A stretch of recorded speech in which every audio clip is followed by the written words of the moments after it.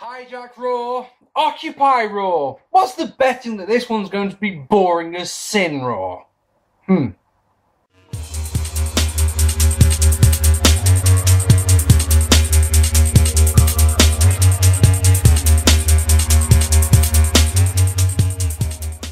Hello ladies and gentlemen, and welcome to these right here. Are going to be some more Raw thoughts. We haven't looked in on Raw for ages. There's obviously a reason for that, because we didn't have the YouTube account. God, what a fucking lot of shit I have missed, have I not? NXT Arrival finally got people talking about NXT, this little tiny thing that people didn't seem really interested in, especially when I did reviews of it. No one gave a fuck. NXT Arrival was a fantastic show, featuring three very good matches. Cesaro versus Zayn was brilliant. Paige versus Emma was brilliant. And the main event of Bo Dallas versus Adrian Neville in the ladder match was brilliant, was it not? Fantastic stuff. And it's got a lot more people talking about and watching NXT, which is great. Elimination Chamber happened. The Wyatts versus Shield match was particularly good, wasn't it? And yeah, the disappointment of Orton retaining the championship was hilarious to see. Hijack Raw was a complete and utter failure because WWE brought their A game and said, look, if you're going to chant for CM Punk, that's all good. But I love the way how the Hijack Raw people said that they were going to do this. They had this big manifesto of things they were going to do. You know, turn your back whenever Triple H and Stephanie are in the ring, and they just didn't. There was some CM Punk chants, you know, there were loud ones at times, but the fact, basically, the way I look, I watched that episode of Raw with the right. I want to see it just to see them fail, sort of thing. I knew CM Punk was not going to be there. I just knew. And the moment that fucking Paul Heyman came out, it's one of those, he's not coming out, you might as well go home. And the thing is, what really made me smile was that the people were so fucking vexed, and they felt that WWE had deceived them because they were in Chicago, and Punk must simply come out. He simply must be there, and he just wasn't. And he's like, Last week's Occupy Raw thing was just wrestling at its best. It was so wonderful. It was one of those segments where you just go, oh man.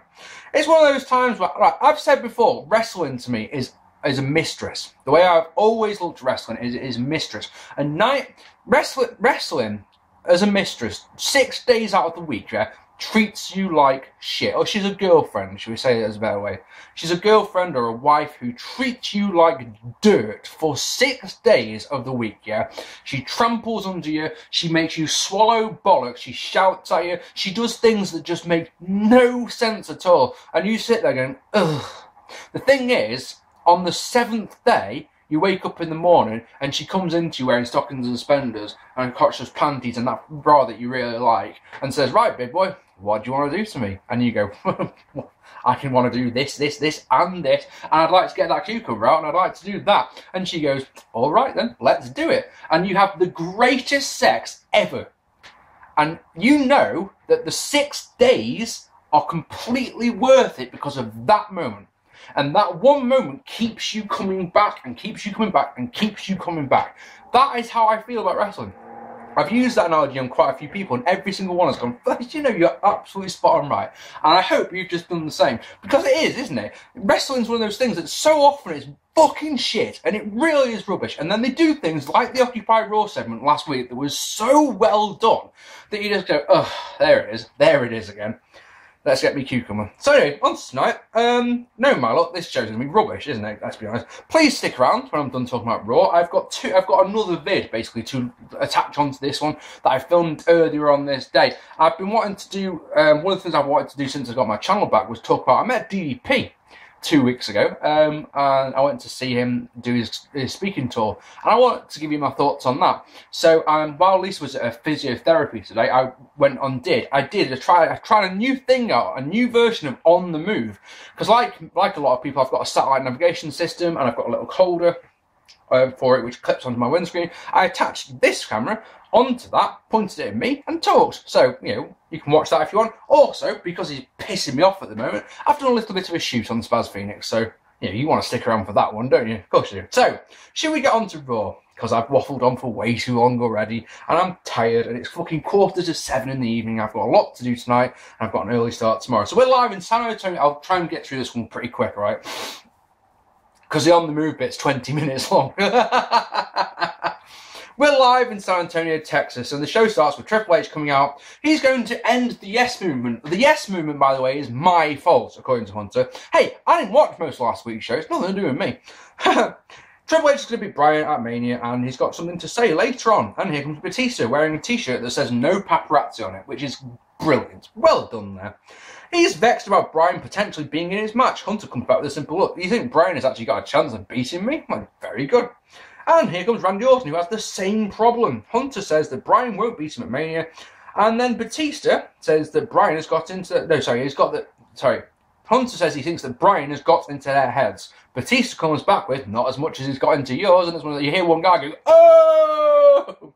Funny stuff. Orton wants Bryan tonight in no disqualification match. Hunter goes, that's a good idea. Makes the match. Orton goes to rip Batista, saying no one cares about him when he came back. Batista came back with a shocking, you suck, and that he's a paper champion. They argue and Triple H goes to leave. Batista calls him back. Triple H says he's sick of the troll-like gremlins and people cheering him. Sorry, a troll-like gremlin. People cheering him. He's sick of Hollywood movie stars thinking they know more about business. Sick of people only winning matches because he's holding their hands. Triple H says at Mania there will be a triple threat match because when Hunter beats Bryan, he will be in the main event. This is effectively takes away... This is a effective segment that takes away the obviousness of the Bryan versus Triple H match, because of course you sat there going into it going, well, Bryan's going to win and it's going to be a triple threat match. And Bryan's going to win the championship. Yeah, add in this element, and you just go, hang on a sec, but Triple H could win, and he could go to the main event, and he could win the championship. And of course, this is my prediction. My prediction is that match. Because I just can't bring myself to believe that Bryan's going to win the championship. And of course, think about it the other way. Yeah, surely this is Triple H's wet dream. The Evolution 3-way in the main event at WrestleMania. Here we go. Oh, and we get a Batista bomb for Orton because he can. So, Renee Young, who is my future wife, is with Batista, who says coming back was a mistake, and everyone goes, yep, sure was.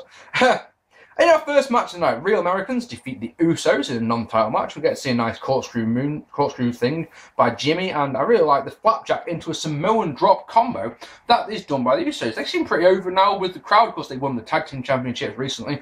You know, nice to see that the New Age Outlaws have done fuck all since they dropped the titles, proving once again they are just useless and redundant and useless. Swagger sacrificed himself to stop the Usos diving onto Cesaro. A dive by an Uso, because I can never tell them apart, onto Swagger is good, but when the other Uso, goes to dive onto Cesaro, he eats an uppercut and a neutralizer gets the win. Good stuff. Wouldn't mind seeing this match at WrestleMania.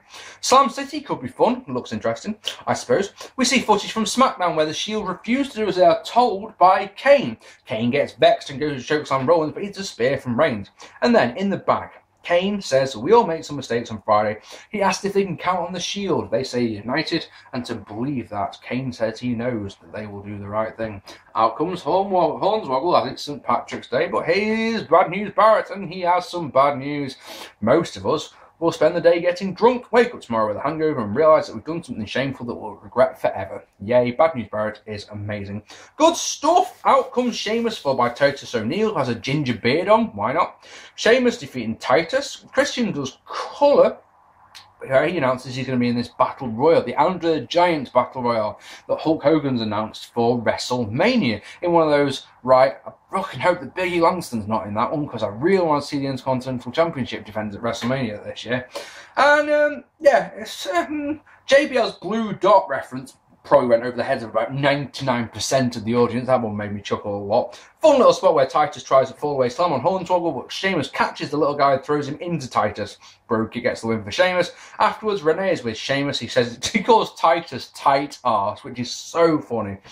He says he'll enter the mid-card Battle Royal and then is attacked by Christian, who hits the kill switch on the floor, which is lovely.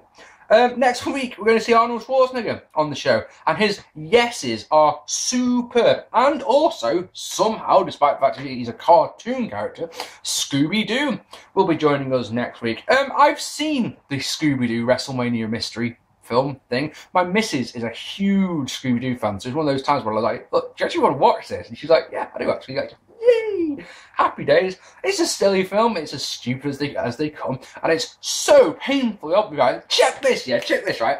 Massive Scooby-Doo fan. Not really asked about Scooby-Doo fan. 5 minutes into the film, I go, I know who did it. I know who's the bad guy. Yeah, I did it right. She didn't. Like, yeah, that'll do.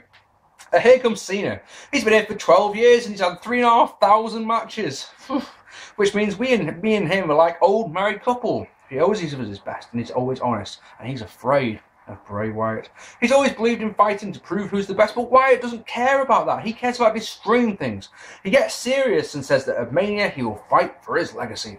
Bray appears on the Tron. He's wearing Cena merch. He responds by talking about his childhood, saying that the scars he has were his birthright. He could be like Cena. He could go home to his castle and his plastic girlfriend, which makes me laugh. Hide behind jokes and make sure to feel better about himself. But Bray says he's different. He says he doesn't care if he dies. Cena is, and says he doesn't care if he dies at WrestleMania. So it's all good.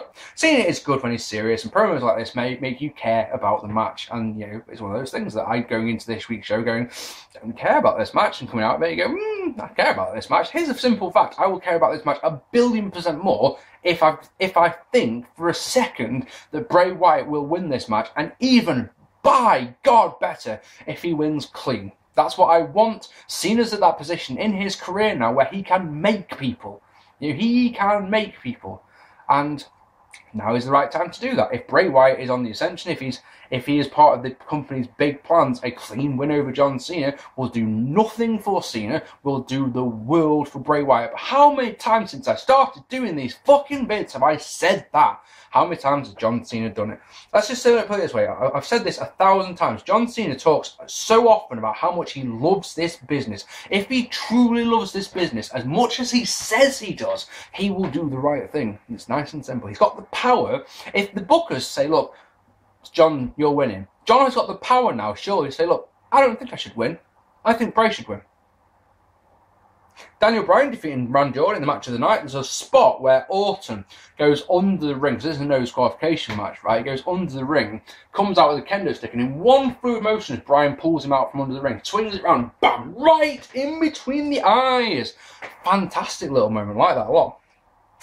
Follow that with a belly to back suplex on the announce table. Love that as well. And the superplex that Orton does is one of the nicest I've ever seen. Lots of weapon shots and a finish that comes out of nowhere. About 14 minutes in, Batista hitting the ring because we thought he'd left, hitting the spear, and Bryan then kicks him out of the ring and pins Orton, which, why the fuck not? And Batista bombs Orton after the match. Paul Heyman comes out. He said the last few Manias Taker's barely scraped to win. We see a video that suggests that death itself is dying. No CM Punk on this vid, interestingly. Lesnar has beaten the same people that Taker has beaten, and the streak will be conquered. The streak will rest in peace. In the back, Steph is vexed at Hunter for not thinking about the future. What happens if you win the title, she says. You'll be off on the road every night. And you're like, yeah, fair enough, good point. Hunter says that he's got this. Stephanie says, you better. And you're like, ooh. Goldust defeating Fandango in a truly horrible match. I expect the last few minutes of this will be part of the next Botchmania. The whole thing, like the last couple of minutes. It won't be these spots. It'll just be the whole match. Just watch, sort of thing. It's awful. Annoyingly, King makes me laugh at the start when they're talking about dancing. He says he's got 2 left feet. When he goes to the beach, he has to wear flip-flops, which legitimately makes me crack up, and you just start looking at it. Oh, Goldust somehow gets busted open in this one, and you can see when the match is over, he's really pissed off with the match. Kane comes out. He cuts a long promo talking about the Authority and tells Jerry Lawler to get in the ring because the Occupy Raw thing happened in Memphis last week. It's obviously King's fault. When he won't get in the ring, the Shield come out. They back Lawler into a corner. Kane says he's known Lawler a long time and he won't enjoy what he has to do. And asks if there's any last words. Roland says he sees the look in Lawler's eyes. There's no Daniel Bryan to save him, but then he says the Shield always do what is best for business. And in a truly brilliant moment, they turn round to face Kane. And Kane at this point had been laughing, and the smile vanishes off his face. And you're like, oh yes. He yells at them for a second, but then the Shield batter Kane, hit him with the triple powerbomb. And you're not sure what's happening. I don't know what's happening here. They were teasing a Shield breakup, and everyone thought there was, I didn't, but everyone thought there was going to be a 3-way with the Shield guys at WrestleMania, and by the looks of things, that's not happening now. It's one of those that keeps the intrigue going, doesn't it? Naomi and Cameron defeating AJ and Tamina, which is nice for them. Afterwards, Tamina and AJ argue. Mr. T is the next inductee for the Hall of Fame. No problem with that whatsoever. If you would like to see what this guy has done in the ring, go and check out my WrestleMania 1 review that I uploaded on Sunday. you can see what I thought of his first wrestling appearance. Big Show, Dolph Ziggler, Mark Henry and Big E Langston defeating Del Rio. Sandow, Axel and Ryback. Big E has announced that he is in the fucking job of Battle Royale, and you're just like, right, so there's another WrestleMania without an Intercontinental title defense. Yay. Match was decent enough. It showed basically this match was a showcase for Show.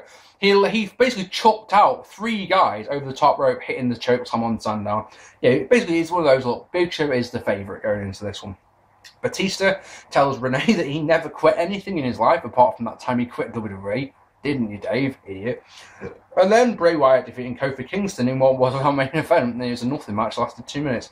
20 minutes left of the show, and out comes Triple H. And you start thinking to yourself, I've got a bad feeling about this one. What are you possibly going to talk about for 20 minutes? He gets Bryan out and tells him that everything he has done so far has been best for business. It's nothing personal, it's just best for WWE. Last week he crossed the line, Bryan crossed the line, but he felt like it was meant to happen. The fact is at Mania they're going to fight. He has no choice but to shut down the Yes movement. Again, it's nothing personal. May the best man win. He extends a hand which Bryan won't shake. Hunter says he has dumped a world of shit on top of Bryan, and yet he's still standing here. Anyone else would have taken their ball and gone home, which of course gets a CM Punk chant, and you start thinking to yourself that, well, you know, come on, were you asking for that one? And basically they start talking about respect, and this brings out Stephanie McMahon, and she's vexed. The Occupy Raw shit last week, yeah, that was illegal, and she's pressing charges. She brings out some policemen, and they go to arrest him. They use quite a bit of excessive force, I'd say, and even Hunter isn't very happy about it. He doesn't like it. This isn't what he wants. He gets into the ring anew with a smile on his face and goes, hell, you're not even real police officers, are you? Get out of here. And of course, that's it, the big reveal. Hunter's left in the ring with Daniel Bryan, who's handcuffed. Now, remember I talked on my WrestleMania 20 review last week? Please go and watch it if you haven't already. Over 1,000 views already. Good work, guys. Yeah, they did this with Dangle and Eddie in 2004, and it's just as effective here. And basically, from this point, you'll start looking at it going, there's 8 minutes left of the show. What's going to happen here? And you know what happens, yeah? Of course you do. Triple H absolutely batters Bryan from pillar to post. Uses a chair on him and all sorts. Stephanie McMahon slaps the taste out of his mouth. It's all good. This is one of those few times, yeah, in wrestling where a smidgen of blood would have done wonders for this. I'm not saying that there was anything bad at it. Some people might think this was too long. I thought it was absolutely fine. Yeah, because at the end of the day, Triple H is going to get his comeuppance, isn't he? So come on, let them do this sort of thing. A little bit of blood. I know that. Yeah, I've said before I don't like blading, so you know I understand why they wouldn't do this, but a little bit of blood would have done wonders here, in my opinion. Chair shot, like I say, at the end, and an exclamation point as a pedigree, and then the 2 owners kiss over the broken body of Hunter while Triple H gets on the mic and yells, "Our ring, our house, our show." And that, ladies and gentlemen, was brilliant, in my opinion.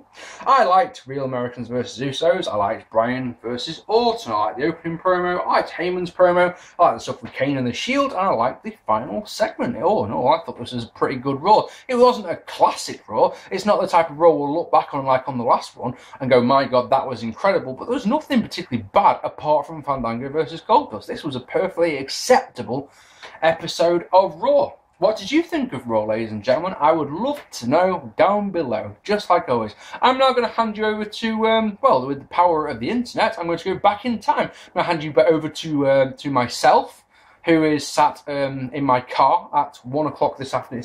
It's fucking 1 minute to 7 now, so I'm going to hand you back to myself at about 1 o'clock this afternoon in my car, and I'm going to talk to you guys about, well, this. Take it.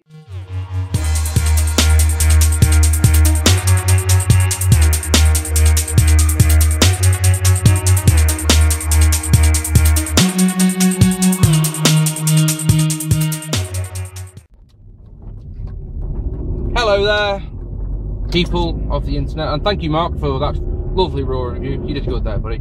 So I'm going to do sort of 2 reviews within one here, and I know you're at an angle, but it's the best I can do because my phone just will not stay in its holder today for some reason.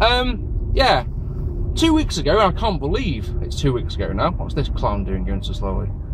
Yes, let's do 5 miles an hour. Oh, and he's pulling off. Lovely. Yeah, you'll learn very quickly with grids like this that if I keep doing them, that I am not a patient driver.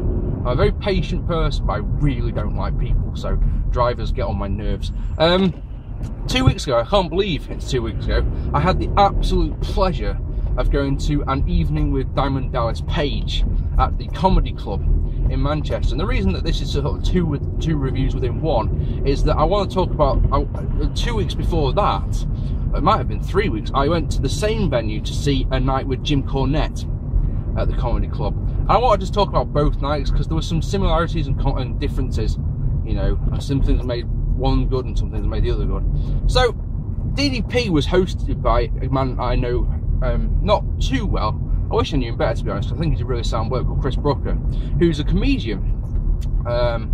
A comedian who happens to be a wrestling fan. There's a good combination. That's always going to be a winner, isn't it? And the thing about Chris is that he has got more energy than I think anyone I've ever met when he's on stage. He just sort of seems to ooze energy, which is always, you know, really, really good for a comedian, I think. And when he also hosted the, you know, he was the warm-up act, sorry, for the Jim Cornette tour. And he did a thing like the Jim Cornette one, which was so funny. I don't think I'll ever forget this. He did wrestling karaoke. And what that means, that's not, you know, that's not sing along to someone's entrance music. Oh no, that's where he sings the first line of someone's entrance music, and the entire room full of people, 200 or so people, finish the song, finish the next line. For example, the one that he used that I say I don't think I'll ever forget is he used Brilliant Regal's first WWF theme. So when Chris Brooker says, "He's a man," and all the room shouts, "Such a man, such a man." You know, that is hilarious.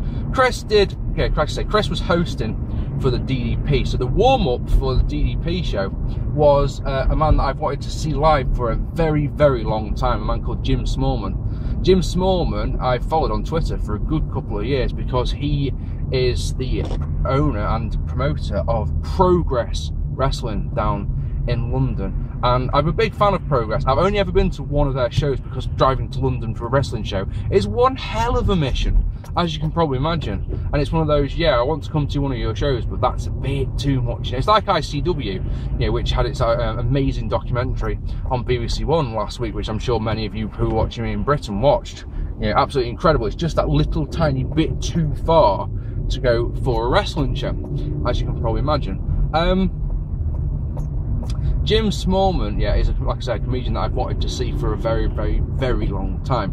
Not just, you know, I've seen him. He's the ring announcer at Progress. You know, I've seen him do a bit of, you know, he threw in a couple of jokes there. But I've wanted to see him do stand-up for such a long time. He told a particularly funny story where he went to America and was on like a podcast sort of thing or a radio show or something like that with New Jack, and Jim Smallman's a teetotal, a former alcoholic, recovered alcoholic, you know.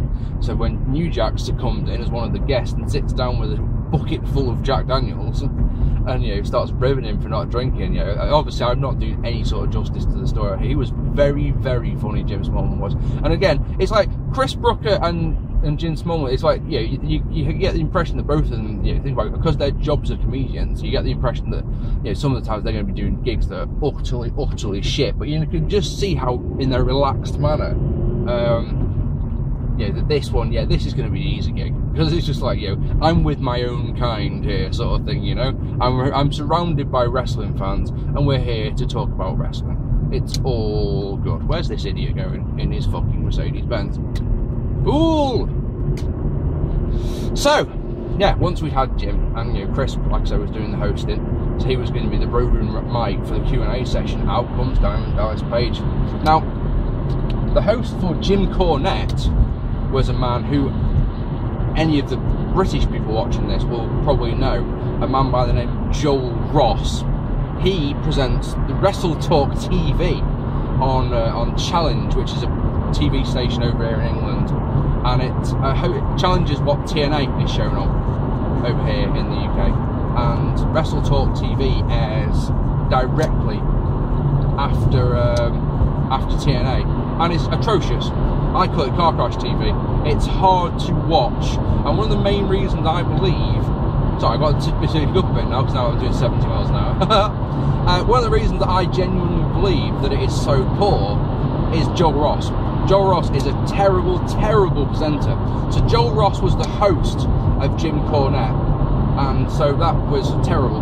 Jim Cornette, I just need to point out, was very, very funny, and he was very interesting, very, very entertaining. He told a particular story of what he told the Sinclair company, what they should do if they bought Ring of Honor. He told a story about buying a building, basically, and doing all their shows there, taking their in-house training there, so that the trainees, paying $3,000 a year to train, pay the rent on the building, so that any profit comes in from doing shows there goes into the company's pockets. Yeah, that was one of those, oh, that's so good. And he told stories about Russo. He told a great story about his involvement at the Montreal, and what was happening around the Montreal Screwjob, all that. But the reason I'm telling you about Cornette is there was something that they did on the night that was so annoying. And what they did is, I think it was Alex Shane's idea, because he was the promoter of the tour, and he did this gimmick, and I call it a gimmick. He did this gimmick where every so often a buzzer would go, and a robotic voice would say a name, and Cornette had to do a shoot promo on that person.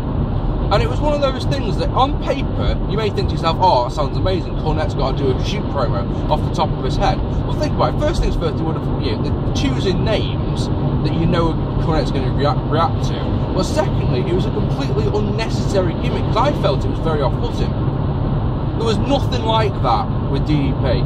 First things first, there was no Joel fucking Ross hosting. DDP was up on his own. Secondly, no gimmicks. Paige, first reaction to what I thought when Paige comes out, fuck me, that guy's tall. He is a foot taller than me. I'm 5'9". He's a head taller than me, which was just incredible. Paige, as you can probably imagine, if you've ever seen any of the stuff he's done, the vids he's done with Jake Roberts or with Scott Hall or anything like that, is a ungodly positive person. Me fucking mighty. I hope that's not in your face, guys. I'm sorry if it is. If you can just see a mighty oak tree now. Yeah.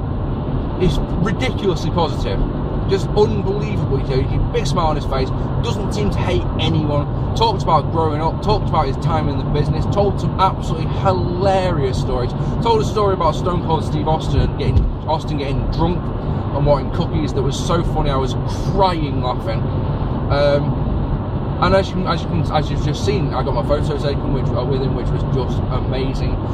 He didn't. I was expecting him to shill his DDP yoga a lot. I really was, and that just wasn't the case. He talked about it a bit, but he talked more about being positive. He talked about how if something bad happens in your life, you should use it to turn it into something good. Basically, I think everyone came out of that building feeling, oh yeah, life is good at the moment. I've got to be honest, today's Tuesday, today's 13 days since then, and I've been trying this positive thinking malarkey, and my life has been fucking wonderful ever since. Honestly, ever since, my life has been perfect. So much good has happened to me this last couple of weeks.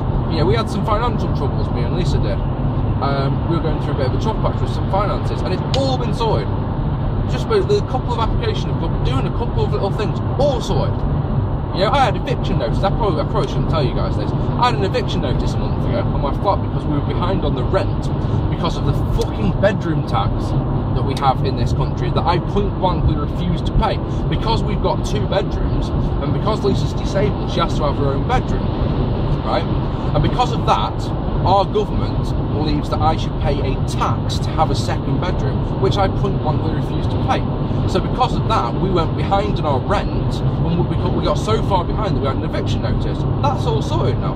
Because I wrote to because I was feeling so positive because of DDP, I wrote to my local MP and said, look, bollocks to you, I'm not paying this. And our MP got in touch with Stoke Council, who wrote off the debt. How would you like that? It's one of those, well, that worked.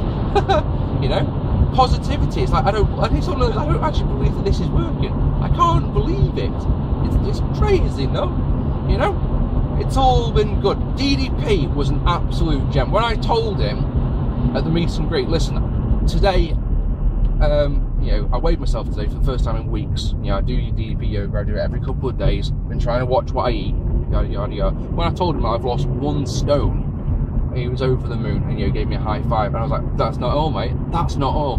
Today marks 8 weeks since I quit smoking weed, and he's like, seriously? I'm like, seriously dude, I haven't had 1 drag of a joint for 8 weeks. and he gave me a massive high five, and that just made me think, oh well, my life's just perfect now. Anything that happens now is just a bonus, you know. And he looked genuinely. I mean, I even started it off with, you probably hear this shit all the time. You probably have people say things like this all the time to you. But I just wanted to say, you know, your system works. It works for me, man. Obviously, he hasn't had anything to do with my quitting smoking weed. I quit smoking weed because I chose to. I said to myself, I've smoked weed for half my life. I don't want to do this anymore. You know, I started smoking weed when I was 15. I'm 31 now. You know. And well, I quit smoking cigarettes in 2008. You got to think to yourself that, think about what smoking unfiltered joints does. It does to my insides. And I started getting chest pains when I smoked joints. It was that simple. I started to get pains. About an hour after I smoked a joint, I was getting pains in the bottom of my lungs. You know, so I decided to quit. Today is Tuesday. Tomorrow is 10 weeks. Because it was 2 weeks ago. Still haven't had a pull. I'm very, very proud of myself on that fact. You know, and the weight issues were another thing, but yeah, like I say, Paige was amazing. It was absolutely amazing to get. Oh, here's one more thing, right? Do you see in the photo? Yeah, did you see in the photo? I was holding the World Heavyweight Championship belt. That is a proper, full-size, WCW Championship belt. As you can see, right, it probably doesn't look it. It just looks like a standard replica that I've got, yeah. But it's fucking massive. Honestly, when there's a little security dude passing it to you, passes the belt to you, when that dude passed me the belt, I almost fell down. It's so heavy. Honestly, it is genuinely like 3 times as heavy as a standard replica, at least. And it just feels huge. And it's one of those, oh my god. So yeah, that was incredible. Just an incredible experience. I'm so grateful to Chris Brooker for putting the night on. Eros Comedy, they do a thing, right? They do a show called We Are the Tag Team Champions. Him and a guy called Billy Kirkwood that I can't wait to see. If it ever comes anywhere near Stoke, I'm so going to that. And of course, another great thing about Chris is he's a massive Future Shock fan, which is always a good thing in my eyes, you know. Damn it, fucking Mighty Oak. I'm sorry if that's been bothering you. So, I think that's about it. Yeah, Chris Brooker and Jim Smallman, DDP, genuinely good night. I didn't get out of the fucking building. It was meant to finish at 10 o'clock and I got out of the building at midnight because DDP wanted to talk to all his fans. He wanted to talk to all of them. He took time. Some people, I've been to meet and greets before in the past and people are not interested in you at all, and you're just another person and you just move along. And then there are wrestlers who remember you, which is incredible. There's a guy called Jonathan Gresham, who I bumped into at PCW. Haven't seen him for a year. He taps me on the back, gives me a big hug. Hey, Mark P. Like, for fuck's sake, this guy's travelled all around the world, and he still remembers my name. That's incredible. And then, then there's people like Paige who, they looked.